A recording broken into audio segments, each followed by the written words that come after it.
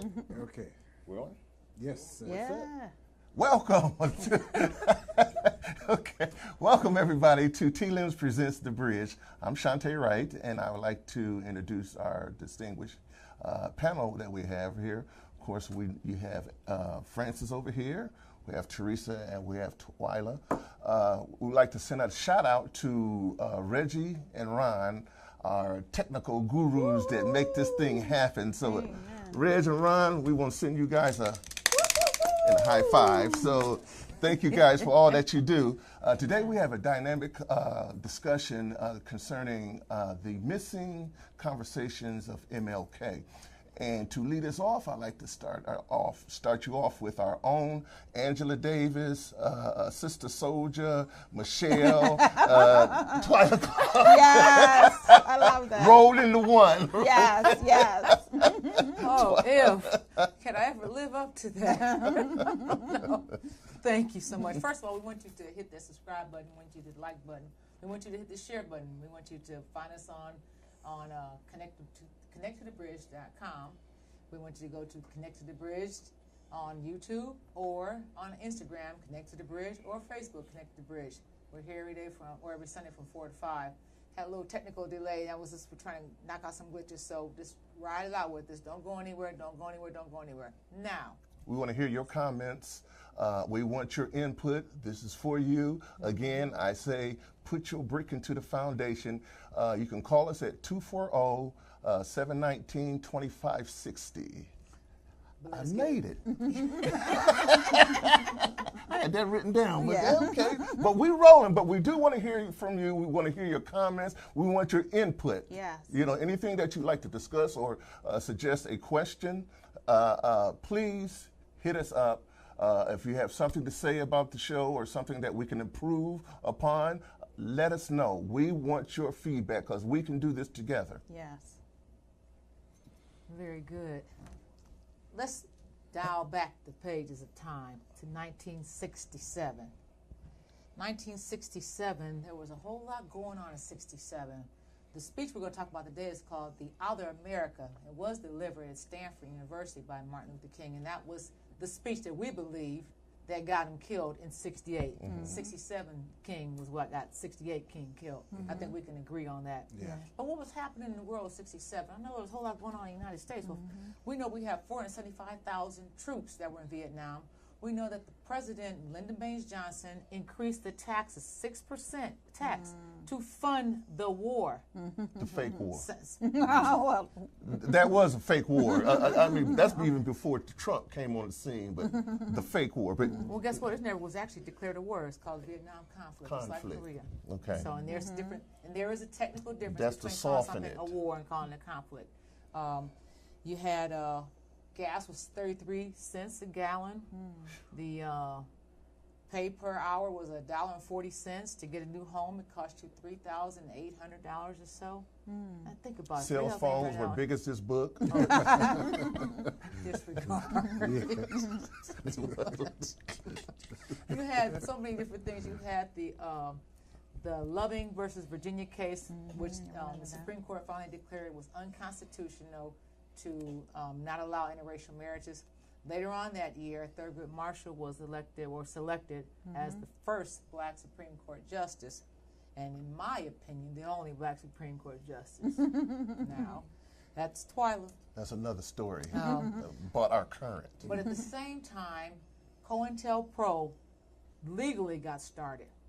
And it was the FBI's way of spying on what they considered, I'm going to use a quote here. He said, to neutralize black nationalist hate groups and to prevent the infiltration of militant groups. So the targets were the Revolutionary Action Movement, SNCC, SCLC, MLK, the Nation of Islam, Elijah Muhammad, Stokely Carmichael, and a gentleman named Maxwell Stanford. So they said that the Black Panther Party was the greatest threat to the internal society of the country. Let me jump in here right quick. Jump. J. Edgar Hoover, who was our leader of the FBI, they asked him, in his opinion, what was the greatest threat to the United States? And he said the unification of Black America. Exactly. Wow. That's our leader of the FBI. Wow. That was the greatest threat to this country that we built. You understand? Thought I'd throw that in there. But go on. But saying that the Black Panther Party was the greatest militant threat, that just pales in comparison, because on his list, lower was the KKK. Go figure. I don't think they're on any terrorist list even today. Even now. Yeah. Well, what's that new program? The EI? BIE. What is it called? BIE. The BIE, yeah. Black Identity. They're not even Extremists. on that. No skinheads or skullheads or bald heads or whatever they want to call themselves now, but they're not on. There's not a list of them, and anybody that protests the whims of the government is on this list. Well, the funny thing is, the majority of the groups on this list are groups that either are not pro-democracy, more groups that lean towards socialism or communism, and even some Marxist approaches too. Because the one group that I found that was surprisingly was not on the list for COINTELPRO was when Caucasian folks asked Huey Newton, "What can we do to help you?" And he said, "Well, start a White Panther Party." And there was a White Panther Party. People don't know that. And it actually existed. And they were very far leaning left, especially after the Panthers changed their Stance. Right. So then instead of being a black national group, they were more a group inclusive, and it was more socialist about the common man being underneath the thumb of the oppressed governments. Okay, so what my question to you is, I only heard recently that you said there were other speeches that Martin Luther King gave, which were not that I've got a dream, I have a dream speech, but the more powerful ones. There was a particular one that came after that had a dream. I have a dream speech. Oh, there were several. There was because there was the March on Selma. So King was a preacher who had a church, so he was always, if you listen to him on Sunday, he was always from the pulpit. He was advocating from the pulpit. So there are lots of things that he might have said that we'll never know except for speaking to those that were sitting in the audience at that time.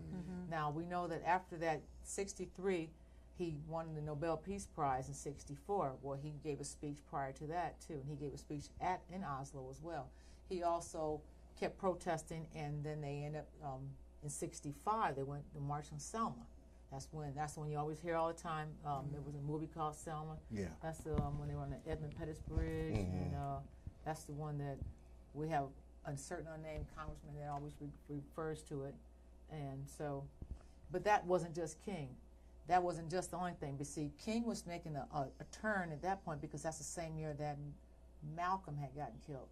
King had got arrested and was in Birmingham, and there was a whole lot going on in Birmingham, too. And Malcolm had sent a message down there and said, if anything happens to Dr. King or any of his people, I'm coming down and we're going to handle it. Nothing happened to King.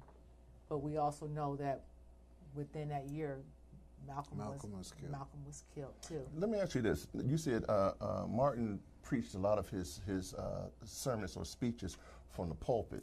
Yes. Question. Since the onset of what happened with King, do you think there was a change in how these so-called pastor, preachers, deacons, whatever you want to call them now, have changed how they present things? Because they're not talking about things that are happening in our communities. They're not talking about things that are happening in our government. They're not talking about nothing. Well, I will say this. Except passing the plate in the building fund. Well, not all. Some. Well, not all. Yeah, I mean, Yeah, you know, so there are I some don't want to good throw ones. everybody, Yeah. all them. Yeah. You know, if the shoe fits, you Yeah. got to wear it. Yeah. So I'm not stereotyping all pastors, deacons, and some of the other Right. names that I called them into one category. They know who they are. And again, based off what you were saying, and a lot of King's messages were delivered during church. Right. So to speak. So now that we're not getting that same message, I was just, He has a point. Yes. You know, he has a very strong you know point. what I mean? I agree with you. Yes. So that's You know what I think is happening is that, you know, we are not asking questions. exactly. You know, if I mean for any society to advance, you need to ask questions. So why is it? Why do you have to do this? Why do I have to do this? You know, so it's important for all of us to also accept the fact that whoever it is that we are talking about, to accept the fact that people want a clear understanding of why things are the way they are. I mean, for instance, I have never understood why you go to church and then you have to give your money. You know, I mean, it's becoming, when we were younger, I don't know about the United States, but growing up in Ghana, I mean, we had the traditional system, the conventional systems that the Europeans brought to us. So we had the Catholics, we had the Presbyterians, we had the, you know, I was born in a Presbyterian church. And I remember every Sunday, my mother, whenever there was the time to do the collection, you know, we all put little pennies and stuff. And I don't think my mother gave too much money every now and then. But everything is changing now, you know, and I really don't know whether it was like that for you then. Yeah. Well, I think related to that, and getting back to Martin Luther King's The Other America, I think King in his speech, and a reason why I love that speech, and Twala did a phenomenal job of transcribing the speech for us, and I just want to give a shout out to you because that's a very long speech. But in The Other America, we're talking about the part of the speech that really hits me most, and as a preacher, as you mentioned, was he talked about, we did sit-ins, we did protests, and now he's coming to recognize that we've got places that people can't even live in, slum housing. Second, we've got, you know, unsanitary living conditions. We can't get economic or jobs to even take care of ourselves. And so in this speech, the thing that hit home to me most was the fact that I felt like Malcolm felt like my ladder was leaning up against the wrong building.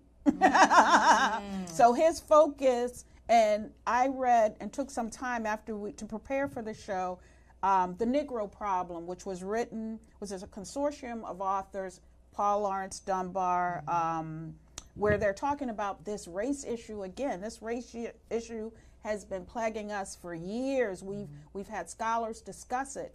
And Martin Luther King in the 60s is still trying to answer the question, what's the issue? So in order to ask the questions and investigate what you said, I went back and took a look at what they said. And one of the leaders, I can't think of his name in writing when I read The Negro Problem, but he said one of the problems is a people will never be respected without an economic base. And I think that Malcolm in that speech had understood exactly what that meant. We can talk all day long, but until you're created a substantial through businesses, through protecting your businesses, supporting your businesses and your community, it's going to be very difficult to really move a people from a position of being able to stand on their own. I agree with you. I'm going to answer his question first, and then I think I could tie to that, and then we'll run right back here because it all blends in. You said the question about how at that time we were talking about how the preachers were using the pulpit to speak to the people, and they were speaking to the conditions of the people. Now, historically in this country, for black people, the church was the hub. Yes. If you wanted to know what was going on in government, if you wanted to know what was going on in your community, if you wanted to know what the next thing you need to do, it was the church. The church was the 60s internet. The church was where you got your personhood, because you would be called boy all day long by the Caucasian folks during the weekday. You come in the church, you're deacon so-and-so. Yes. You call girl or auntie so-and-so, or you're by your first name by little children.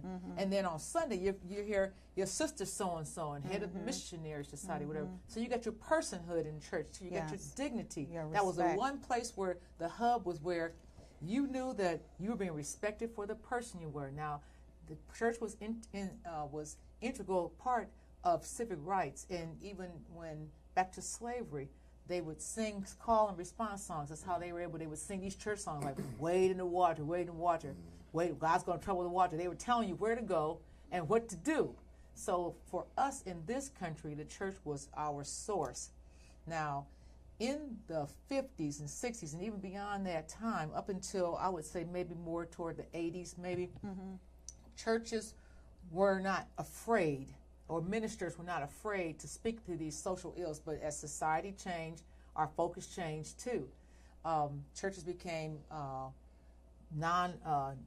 non-profit organizations. Well, they And couldn't so- because of their but, status. Right. But so in order to become So, a nonprofit organization, yeah. there's certain things You cannot say. You can't say Right. across the pulpit. So you couldn't Right. talk politics. Exactly. And so that kind of snuffed it. And then Right. we became. Who was the one that said, okay, if you become, because so many of them did, if you become a nonprofit, these are the things that you're going to cut out. Where did that injunction The or IRS that judgment? the IRS Oh, list, okay. list, and then on top of that, by being a nonprofit, that protects you as tax status. And as people put money in a church, you want to be able to have that burden of taxation lifted off of you. The purpose is supposed to be so that the money could go farther for the people in the church. But what we have seen is that it became bigger churches, larger churches, bigger churches, larger churches, communities being dwarfed and the communities becoming neighborhoods. And I think what you're saying is that where's the activism from the pulpit back to the people? Exactly. Well, there's a whole lot, and that's part of it too. Well, And that then- explains a whole lot of what's going on today in our churches. Whereas, like I said, Let me ask you a question. What is the center of the black community now? what is the center? Yeah. See, like I said, at that time, that Tupac. was That's what I mean. Okay, because you have to be 100, and to be 100, you have to be ratchet. Well, And that seems to be. I'm just Yeah, saying. you're I'm right. joking, but there's some reality within that joke. But because you know, I think, and like I said with Martin Luther King, I know he was an intellectual. He wrote, you'll go in all the time looking at some of the speeches he wrote and his understanding of what was really happening Yes. to us. But I think Twyla, I've heard you speak on this a lot, and I think it's very well done, where you talk about galvanizing the sit-ins. All that came from where? The black from church. the black church. So a lot of the things that we were able to do were, whereas Malcolm was helped, had the history, like you said, in the black church. But one of the things I like to speak to is that it's so important for all of us to be a student of history. I always say there are a number of books. We got like Black Labor, White Wealth by Dr. Claude Anderson, and a Black history reader. And the reason why history is important is that because people like to say, there's really not racism. There's institutional racism because every time we start to make strides, because of the power that the black church had at that time, we're going to change the tax code. All of a sudden something in history gets changed. And when that change happens, then we're going to curb whatever progress you're making. Yeah. So we notice that, and that's why it's so important for us to be well-read, to read, to know, and to have leadership to know, so that the leaders can help guide our thinking. So, like you said, instead of listening, and I like Tupac, but instead of looking, because he had some consciousness than some of it. And rap, I always say, is an example of a billion-dollar business. And that's what Martin Luther King was talking about. We're building these businesses, but we're not getting any of those dollars because it's moving out of our communities. Yeah, well, they changed the game, and Yes. as you said, and you know something again, the tactics and the means that we used back then in the '60s to march which was effective then. Yes. Because it wasn't just the only thing they were doing. Yeah, That's the thing. well, that's true, but that's not working in today's society. Yes. I'm going to take you back to You- 67 you real know what I quick, mean? though. I'm going to jump back to 67 real quick because I have a question that is right directly to Francis. Because in 67, we had a whole lot of unrest remember the riots in the Huff in Cleveland? Yeah. In 67? Yeah. Tore it up. Now, our city had a riot the following year. Tore the whole Worcester? community up. Yes. Now, 67 also, where we had Detroit. You had riots in Chicago as well. And that's where we got the phrase, H. Rap Brown coined this phrase. Folks don't know this. Burn, baby, burn. Burn, baby, burn. Yeah. So, and what King was talking about at that time, he said that riots are the direct result of people who feel like they can't be heard. Wow. And so he said that we, instead of attacking the people who are participating in the riots, let's attack the issues that they are addressing. Now, I noticed when we were doing all these things, I noticed that in 67 there was a civil war in Sudan, there was a civil war in Nigeria and Chad. Kenya was going through a war. There were riots at the soccer match in Turkey. Greece had a military coup. And when I'm looking at all these things, I also noticed that Ghana was going through its own. So when people say, why weren't our rest of the diaspora going helping?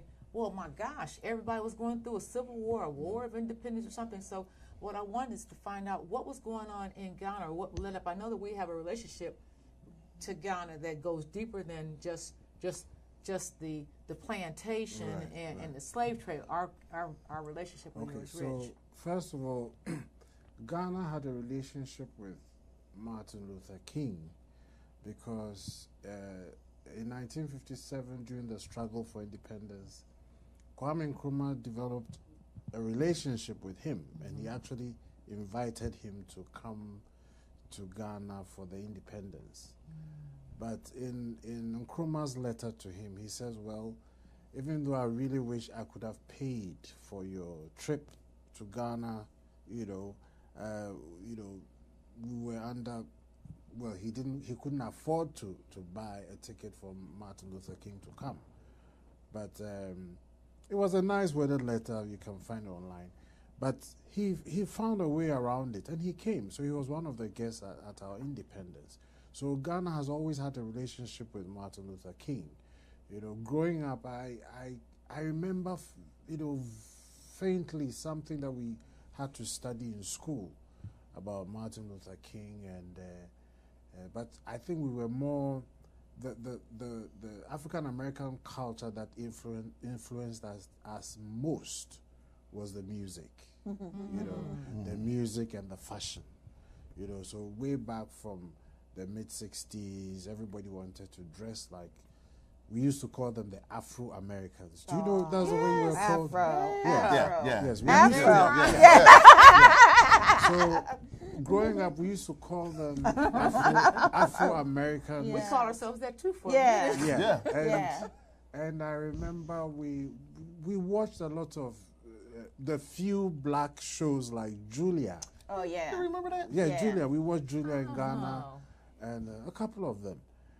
So there was, but it was the music, from Isaac Hayes to Curtis Mayfield then it comes later on Funkadelic and all the but it was the music.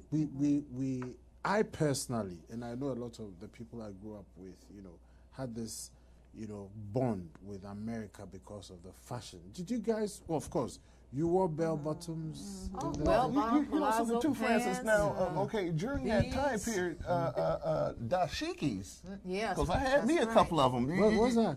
It's The tie-dye and after yeah. that. Right. You know, is it the same thing? I mean, it was how do you explain it? Like Kente cloth Yes, material. I yeah, see. material. Yeah, it the was a tie and dashiki. dye thing, Yeah, yes. I mean, We had- those were cool. Yes. Really yes, exactly. So again, see, we got bits and pieces of what was going on there, Yeah. and I guess we was kind of embracing our blackness, because, you know, say it loud, I'm black and I'm proud. proud, yeah. And so James folks Brown. were standing up, Yeah. you know, and they got the conchs or the process out the hair and began wearing the big fros, and we embraced our blackness. I think that's when we first became black, Yeah. We Yeah, 'cause guess. we used to be colored. because we used to be colored. Oh, okay. Yeah. Now- So, I remember you being see, a colored girl. around that time, I mean, we were Africa, not just Africa. It was like you said, all over the world. You know, all people. There was an awakening. An awakening. People wanted to. So in Ghana, in Ghana, we were one of the first. We're the first country in sub-Saharan Africa to gain independence. You know, and so because of that, we kind of led the way for a lot of the other countries. You know, was Secretary of Guinea, and then you know, Nigeria. All these leaders, kind of even Rhodesia. yes. I mean, you know, Mugabe lived in Ghana for a long time. Yes. You know, Ghana was the place I've to studied be. him, a great You man. know, Maya Angelou lived in Ghana for a long Yes. time. Yeah. Malcolm was in Ghana. You know, Nkrumah was really powerful. He's one of the leaders that I think if African Americans don't know, they ought to know about him. Yes. You know, he was very powerful, very successful. He was smarter than most of the guys, and he built Ghana to be one. Yes, we were the center of where everybody admired Ghana because we had everything, you know, happening nicely for us until, of course, in 1966. we Tell us kinda- what happened Yeah, in well, 66. he was overthrown. He was kicked out. I tell you what, we'll find out after the break. We'll go more into that. Don't you go anywhere. Don't touch that dial. You stick around for a long Call, while. comment.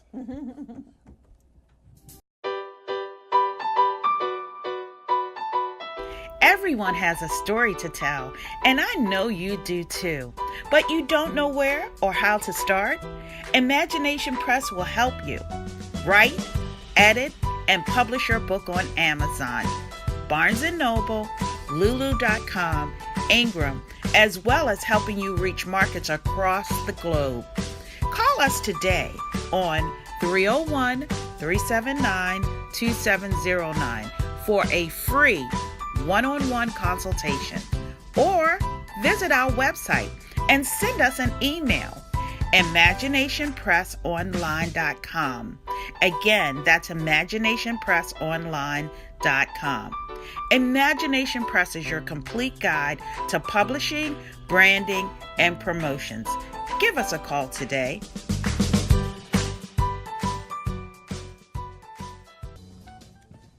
Before our break, we had Francis, who was going to give us the concluding part to what was going on. He said, then 66. Yeah. So we're on a seat hinging on 66. Yeah, so in 1966, there was a coup in Ghana.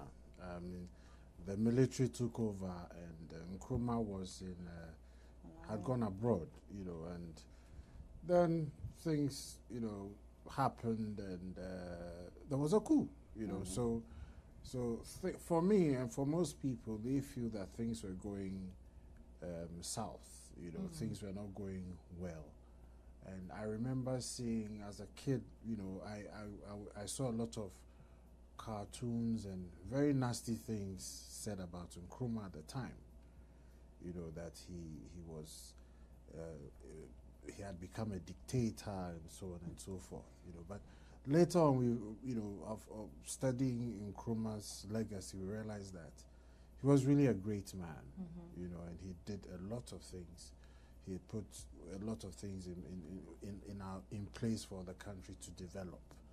You know, so again, the relationship between the African American struggle at the time and the black struggle in Africa, they were working together. You know, they found ways to communicate and meet and share ideas and ideologies and so on and so forth. So first here, y'all unified. Yeah. You know what I mean? And so that's today's America's biggest fear. And that's why there's so much incorporated. And you say, not just America, but worldwide, they always want to keep that foot on our necks. So again, there's a reason and a purpose behind it, because see, they saw the strength in numbers. This is why, where my mirror at? We need you, because we want to unify and build a strength. And I want to throw this in right quick, not to cut you off now. They just had a gathering of all the women all over the country for whatever women's rights and things of that nature. So now they are power source. I say this again, the LGBTQI. Those people came together, you know, as one, and they became a power.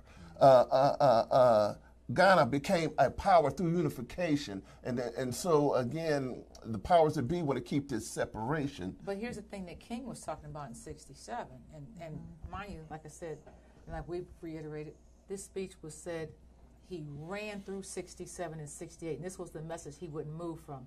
He said the biggest problem, he's talked about unemployment, education, and housing, but he said before he got to that the premise for all these problems was the race issue that was never addressed in America. You had the Civil Rights Act, you had the Voting Act, and like he said, those things didn't go far enough because we have a government that feels comfortable putting things in place on paper, but never enforcing them in reality. So that was the thing that King was talking about was race.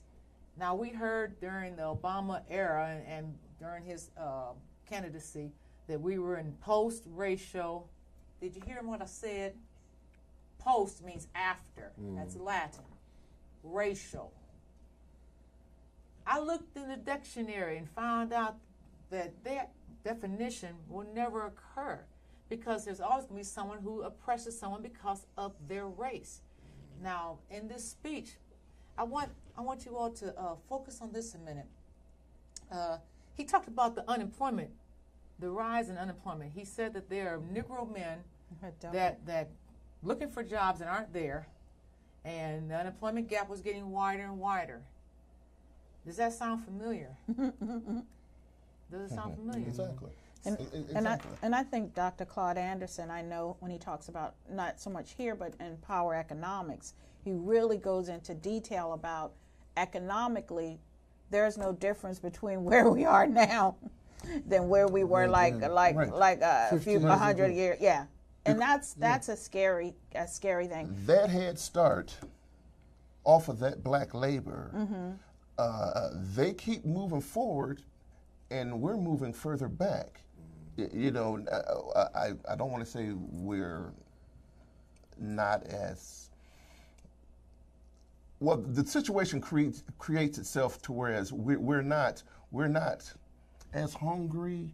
We want that quick fix. You know what I mean? Just for instance, the fight game we saw Broner versus Pacman.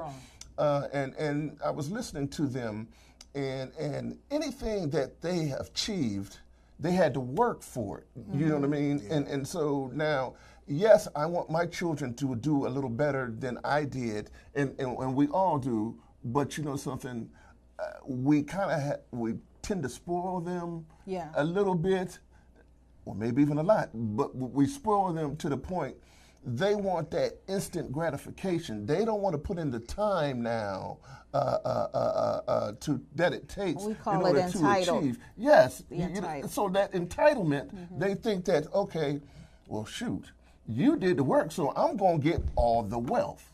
And again, we did the work, and they have achieved all the wealth, and to the point now they've incorporated a system to whereas we're not being included in this wealth-making process for my family or whatnot. So again, now. Well, now see, I would disagree with you, and no, okay. What I it's do America. know, and I say, is that we are consumers to the tune of $1.7 trillion.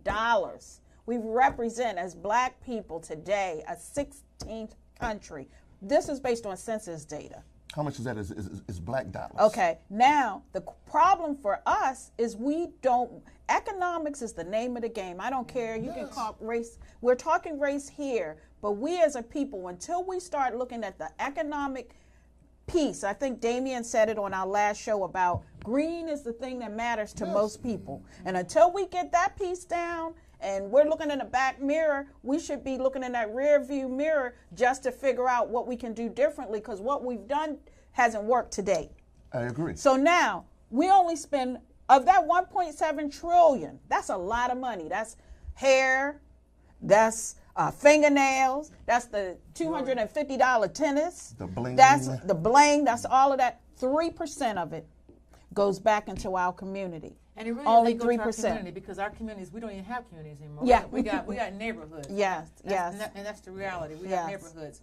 When you talk about the employment gap, the numbers don't tell the truth, because it only represents people who are actually actively looking and reporting to the Bureau. And then the Bureau of Labor Statistics. Only reflects those who are actually reporting. Exactly. And if you don't report, and after so long, people don't report because you fall off, you're not going to get paid anyway, and that's just it. Right. But these are the same conditions that we found ourselves in '67. Yeah. The So nothing has same. changed. And we But- our money. See, but the thing about it back then that I can say compared to now, I knew who was going to pick up the laundry in our neighborhood. Name him Mr. Parms. He had a truck. He had a laundromat, cleaners. He would go through our neighborhood and pick up. I remember giving him my granny's clothes, and then sometimes he'd come back. Well, when he came back through, and if I didn't have the cash, I'd have a little slip of paper, and he would give me the little bill, and I would give it to my granny. So they handled their little particulars. I remember the black man who owned Mr. Bill, who had a store on Howe, and he had a little corner store. Going to that corner store, you didn't have any money. You took a slip that your mama or somebody wrote and said, Right. and then Oh, they said, okay. yeah. So you went on, you did your little shopping, and that was it. Yeah. What we did was, when those black people needed their money, we got this shimmy sham flam game, and we stopped paying them on time. Now, a black vendor cannot afford not to get their money on time. That's the bottom line. Black vendors, we got to get our money on time. We don't have that cushion, that buffer. Black people did black people in on that, and I can tell you that's a fact. So those stores closed up. We didn't have the capital. We weren't getting the loans to reopen those stores. And that is systemic racism all day, every day. Because you still have to question, how does a person come from somewhere, doesn't have anything, gets a loan with no credit history, and then get back in your neighborhood? So then what happens is that, I'm going to say, in the black communities and our black neighborhoods, Palestinians and people of Middle Eastern descent end up buying a lot of getting those stores. People are scared. I'm telling you, I'm just telling you the truth. Black people don't want to not pay that person because they're scared that Mahmoud or somebody, because of the stereotype they already see. See, we all deal with stereotypes. Yeah. You see, let's just be real. So, you know, right now, what I've heard this thing for years. You know, they say black people are always whining and complaining about their situation and how the white man has been horrible to us and so on and so forth.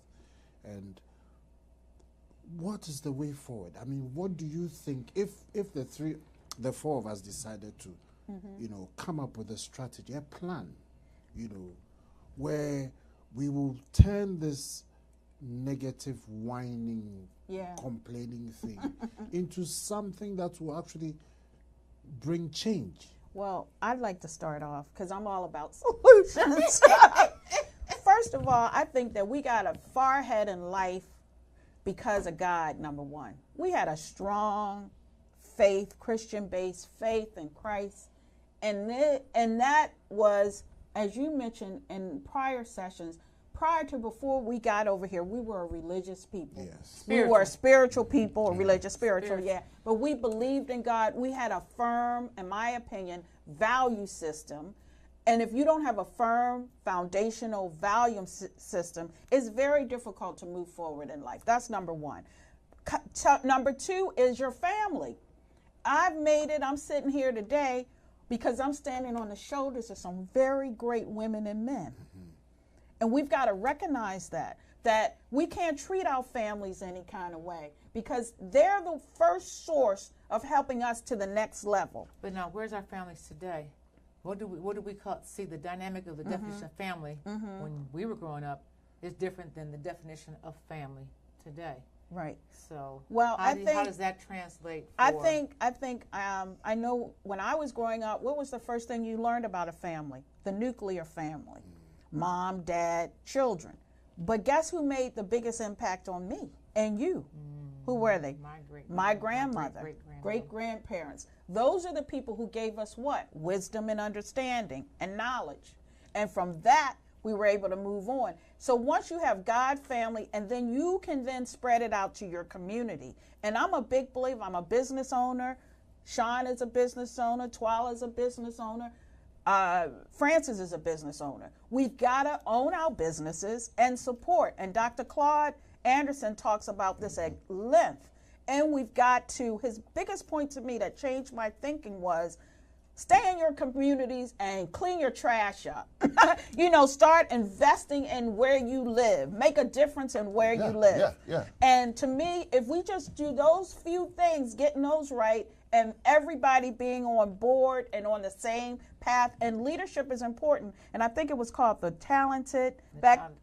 The talented what, 10? Talented 10. That was 10. W.B. Du Well, you want Bois to talk a little idea. bit about that? Because I think that's critical for leadership, black leadership. I think, I understood what he was talking. I'm going to go back to what you're talking about in investing or with our some solution. One, I do want to say that in the speech, King said something that was so poignant to me. There was a gentleman who was telling him the very same thing he had in his travels about, why are you all complaining? Why do you all always do? Why don't you all pick yourselves up by your bootstraps? Well, King said, we don't have the boots. So it wasn't like self-determinism isn't our problem. Part of it is that we are at an impasse because we have not received that 400-plus year head start. And that is something that the United States has to resolve. That doesn't mean that we stay wallowed in our mire in the meantime, but that is the stain that has to be resolved. So if you do check us out next week, John Cheeks from USCRIA, which is United States Citizens Initiative Recovery Act, will be in here talking about recovery and reparations. And by the end of the show, we'll go more into detail with that, because that does have to be. When you got I run against one of my children when they're younger. We were running a 100-yard dash. I gave my child an over 50-yard head start, and I still beat her. And I was messing around, because when he said go, I didn't even start then. I was laughing like, okay, I guess I go now. So she had this head start. But had it been me having that head start, she would have beat me. She wouldn't have caught me. You see what I mean? So we still are trying to catch up in that regard, because race and the systemic racism we have is an issue. But just because we know that's the issue, inherently, we as black people need to do what Malcolm said in '64. Malcolm made a speech called The Ballot or the Bullet. When you listen to that speech, it sounds like Malcolm standing outside their door or talking today, which is so frustrating to me, because what he said was, you're Christians, you're Christian ministers. I'm a Muslim minister. But he said, put your God in your closet. Some people took offense to that. Oh, what he said. No, he was right. Put your God in your closet. Worship your God. But right now, we don't need to talk about our divisions, the things that divide us. We need to come together about what unites us. And we have this one issue, economics. Economics. There should be no reason why I shouldn't seek out a black person first for a service. I don't care. It might cost me a little more. Now, I've gotten burnt by some black folks, I tell you too, that's true. But I've gotten burnt by Caucasian folks too, and everybody else too. So, but if you don't support your own, who do you think is going to support your own? So we really do have to look at, in our neighborhoods, we don't have communities, because we don't own the property, we don't own the stores, we don't own the wares. We allow ourselves to be treated a certain way. We do. Someone wear the pants hanging down, who might as a style, not style, stupid. Right. Bottom And line. we take our Girls dollars wearing out clothes of the that are community. inappropriately attired clothes, and you get upset because somebody come at you and pull up on you wrong. Okay, so when we come back on the opposite side, we're going to talk about how we put these dollars together so we can actually revamp our neighborhoods into communities, because we're way past due. Hit it. Don't leave.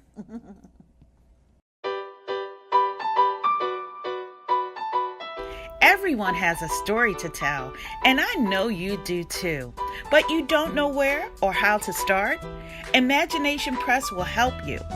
Write, edit, and publish your book on Amazon, Barnes & Noble, Lulu.com, Ingram, as well as helping you reach markets across the globe. Call us today on 301-379-2709 for a free one-on-one consultation, or visit our website and send us an email, imaginationpressonline.com. Again, that's imaginationpressonline.com. Imagination Press is your complete guide to publishing, branding, and promotions. Give us a call today.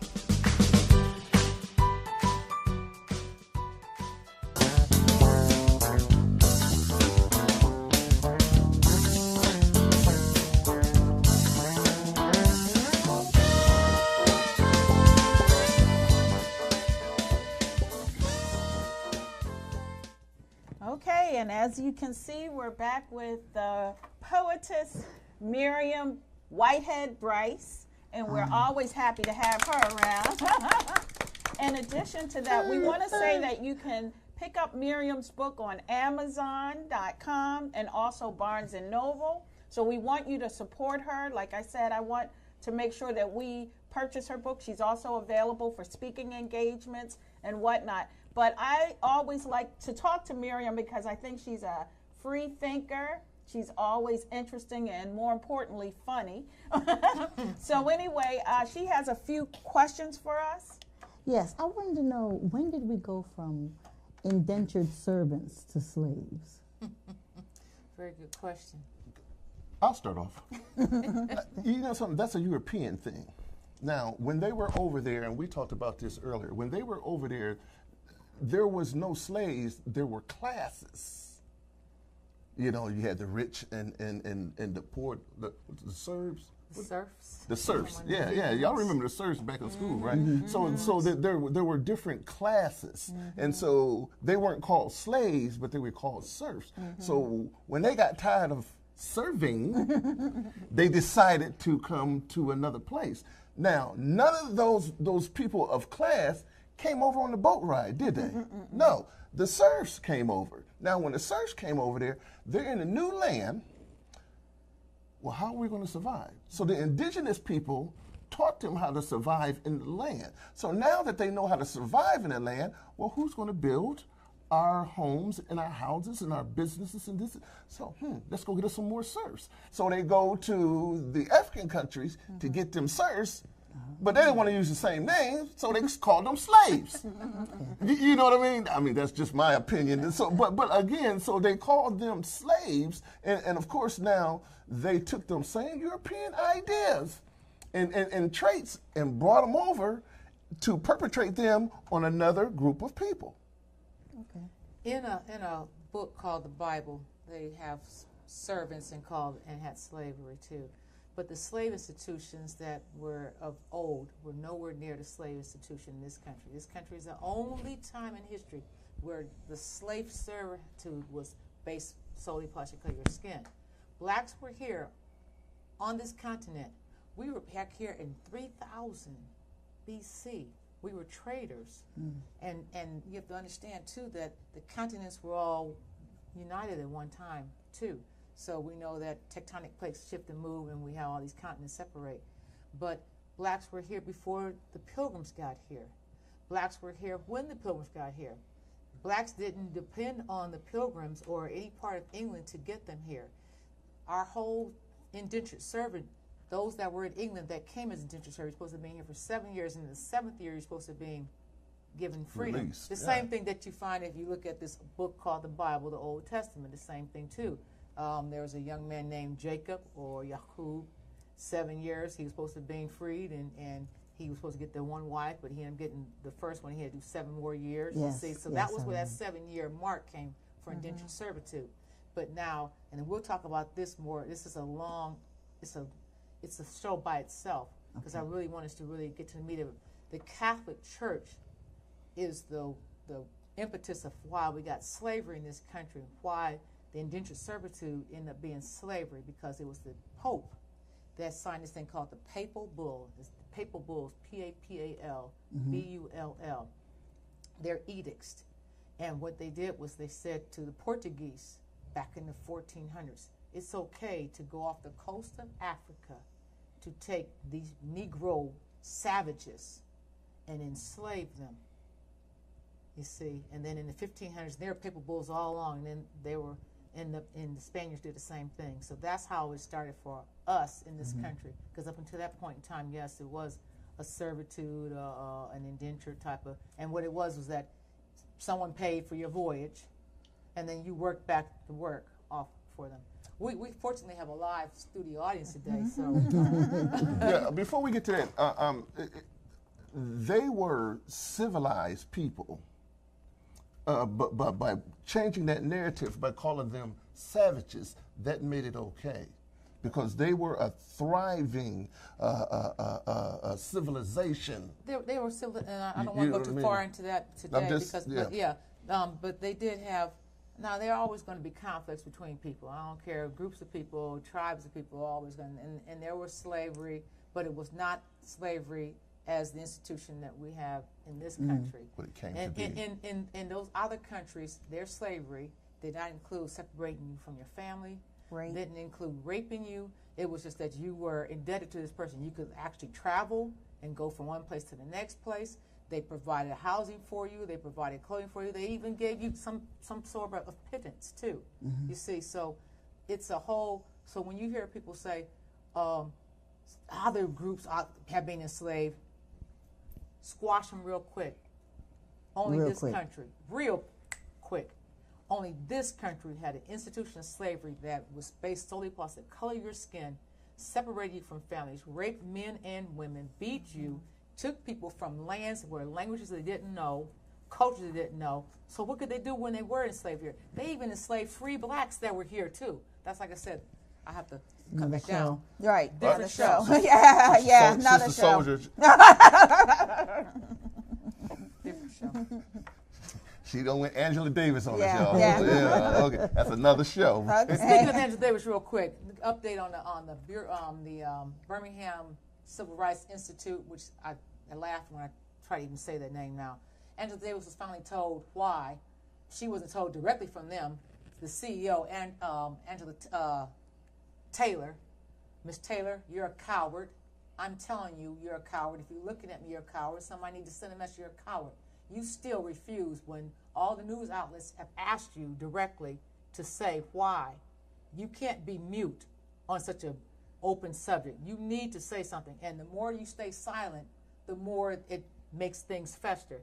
But Angela Davis did get the word that the reason why is because of her long-standing support of the people in Palestine. And I found it interesting, she said that her very freedom, her very life, she owes to the community of advocates worldwide. So why would she just signal that she's only for one group of people, one type of people? Right, and I think that points to the very last point that Martin Luther King made. One of his, my favorite quote of his is, "Injustice anywhere is injustice everywhere." That's right. Very I good. agree. Okay. Live audience. Yeah, Live okay, audience. yeah. Live audience. Question. There's a young lady who is, she's a high school student. What is your question or comment for us? First of all, tell us your first name. My name is Jaira. How old are you, Jaira? Hi. I am 16. Welcome. Welcome Jaira. to Yeah. We want you young cats involved. Yes. And girls, Yes. kitties. So the question that's raised is, how do the dilemmas of that Martin talked about in 1967 affect us today? And one of the ways that they affect us today is like through education and through poverty and housing and jobs. The cycle of poverty doesn't allow us to make the money that we need to equip us correctly in education. So that's one way that it affects us. Excuse me, I have a question for you. When you say education, what is it about education that keeps a young black male, female, or people who are financially repressed, because we're talking in the ecclesia, what hurts compared to an education? Tell me this. In your school, give me an example, or give us an example of someone who has and someone who doesn't have something. Well, my family always makes sure is that I am equipped for the needs of school. So in my class, in my math class, everybody doesn't have a calculator in my class. The only person that has a calculator in my class is me. And we need those calculators to do our work. And the teacher has to provide us with the calculators, which it really sucks to me. We need those, to continue with our work. Okay. So. And I didn't mean to interrupt you, but you can continue. I said that the main focus with the speech that Martin Luther King gave was to give us our recovery for our free labor that we did. We not only did free labor, we did more than just free labor. We were their slaves. We did clothe their children. We took care of their kids, and we also, we built America. So we did a lot for the white supremacists. We did a lot for them. And I feel like, well, not I feel like, but Martin, he tried to make that the main point was he wanted the Caucasian people to do right by us, not because they wanted to.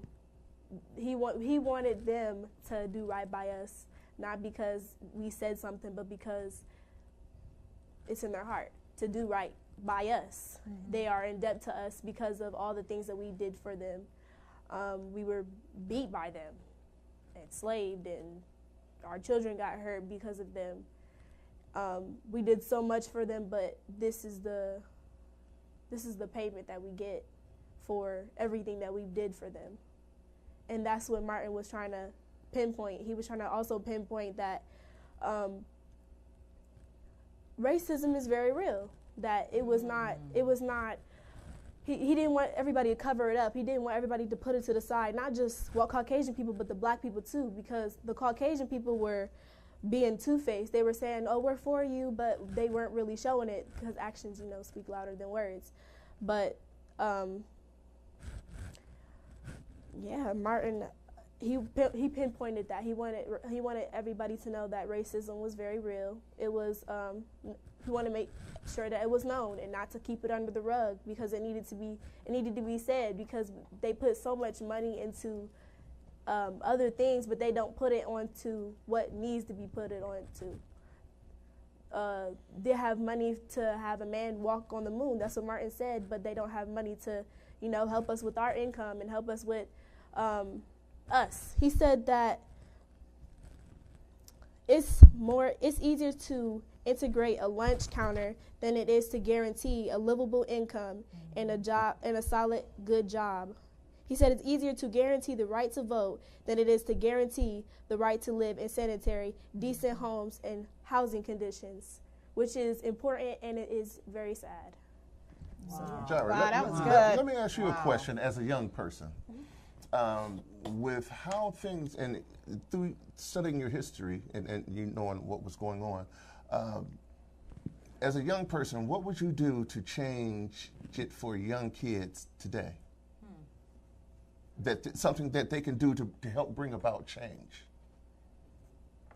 I would encourage them in their studies, because I feel like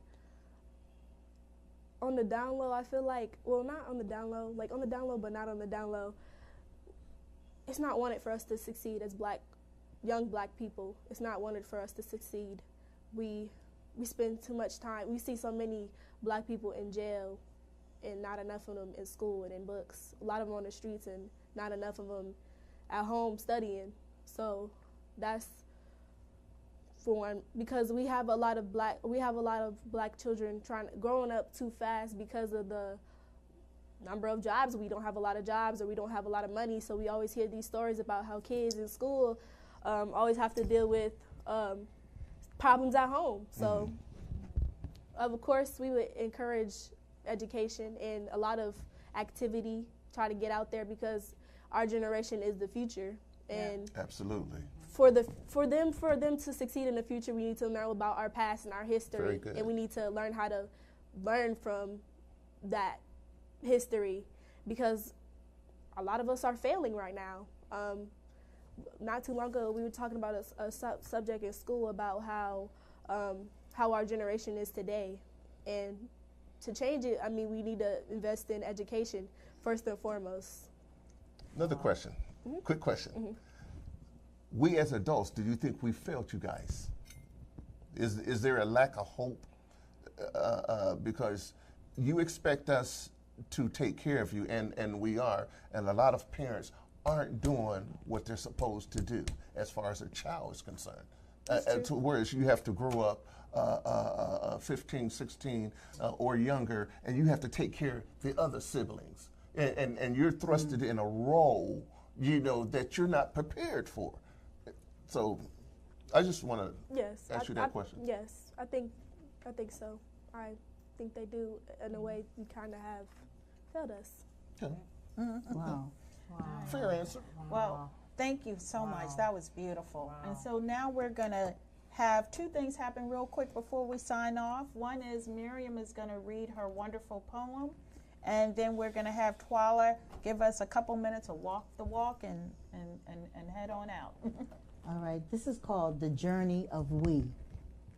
The Lord blew breath into shades of clay as he formed we, with the strength to move mountains, with thoughts to achieve any dream. He influenced we to thrive past grass and stone, groomed to believe that there was nothing that could be conquered. We were styled with intelligent, with a decadent flavor of unique. Then we were broken for gold, sold for weapons, beaten because of knowledge, and taught to be less than the kings and queens we were birthed to be. We were encouraged by the drums and the rhythms of our spirit. We pressed on even though our self-esteem was challenged with dismemberment.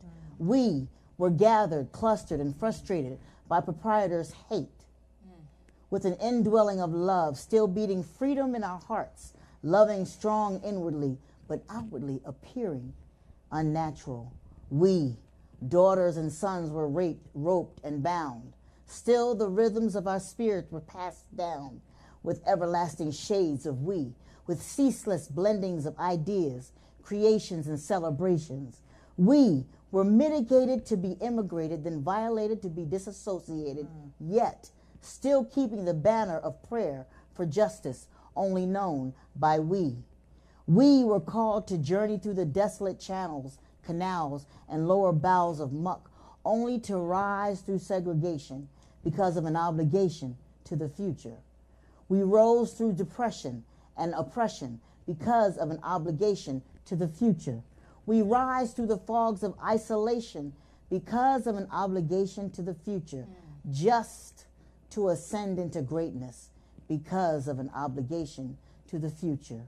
We, whose hearts beat to a Caribbean scent, to a seemingly diagnostic America whose amnesia is suitable when it comes to accountability. We beat the drum. We amalgamate the rhythm and the drum. We are the drum. Woo, woo, woo, woo, woo, woo, woo. Beautiful, Miriam. Wonderful.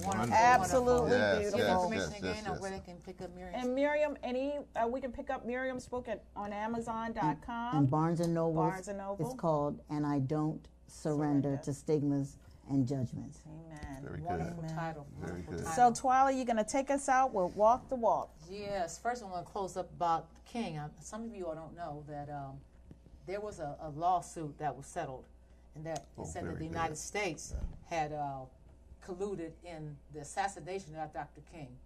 8 December 1999, they said that this happened, and they awarded the King family a financial amount. And it was not millions, not thousands, but the court determined that Reverend Dr. Martin Luther King's life was worth $100. Well, I'm mad about that. $100. So I want you to do some more education and reading on that, of course, also. Pick up this book anywhere you can. This is a friend of our, if this is a friend of mine, Dr. Claude Anderson, because we're going to have him on in the spring here. Black Labor, White Wealth. Phenomenal read. Phenomenal read. You go to harvardinstitute.org for that, or Black Reader. There's all kinds of material because we need to be more educated, more informed. Now walking off, what can you do? So what can I do? Well, a couple things. I need you to go to look at the D.C. Compensation Emancipation Act. D.C. Compensation Emancipation Act of 1862, because that's the law that gave the owners of slaves in D.C. reparations up to $300 they were paid for the slaves they had to free. So you need to read about that, because our guest next week is going to be Mr. John Cheeks from the United States Citizens Recovery Initiative Act. You can find them at uscria.com. But what can you do besides that? These blocks, real quick. Let me see them. Look at your block. Put them up. Everybody got a block? Put a block. Put up these blocks. Put up the blocks. Where's your block? Get a block. Put a block. Listen. We can share a block. See, you know something? We can share. No. Miriam got a block by herself. Teresa has a block. Sean has a block. Francis has a block. Our studio audience have blocks too. This block by itself does nothing. Take your blocks and put your blocks together.